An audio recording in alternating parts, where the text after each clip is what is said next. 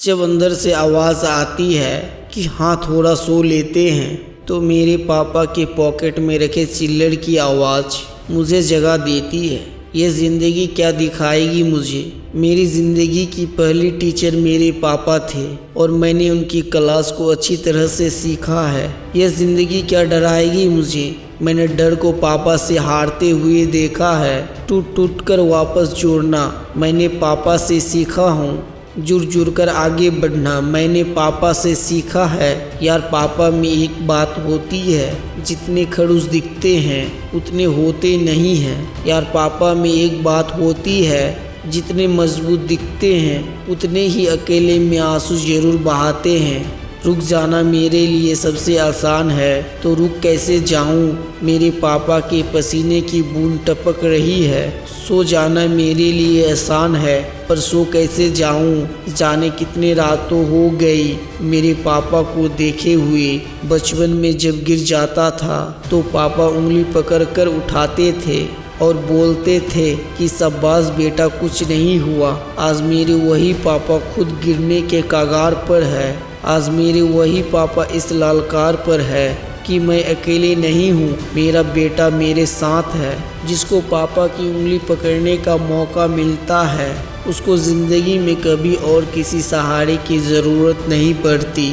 हाँ मेरे खून में पहले से ही है जिद करना। हाँ मेरे खून में पहले से ही है जीतना। मेरी किस्मत तो मेरी पापा तभी लिखी थी जब मुझे पेन पकड़ना सिखाया। और ताज्जुब की बात है कि मैं अभी भी किस्मत में कमी निकालता हूँ। जो बोलते हैं कि पापा तो ऐसे ही बोलते हैं, उनका काम है बोलना।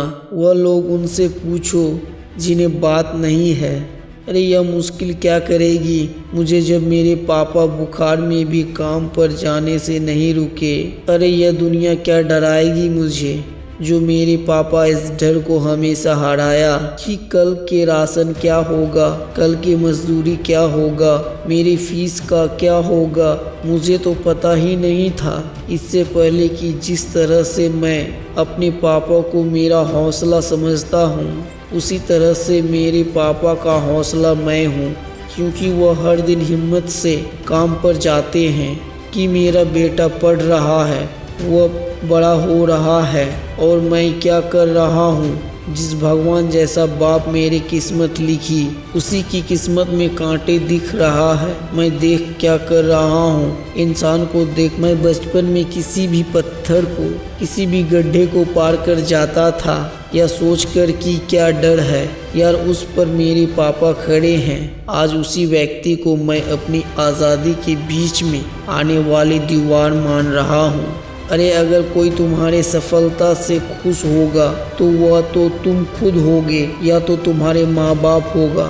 मैं उनका दर्द समझता हूँ जिनके पापा नहीं हैं। इसीलिए फिक्र मत करना दोस्त, तुम वह बन जाओ तुम्हारे पापा अपनी ज़िंदगी में कभी नहीं बन पाए, लेकिन उस जगह पर तुम्हें हमेशा देखना चाहता था।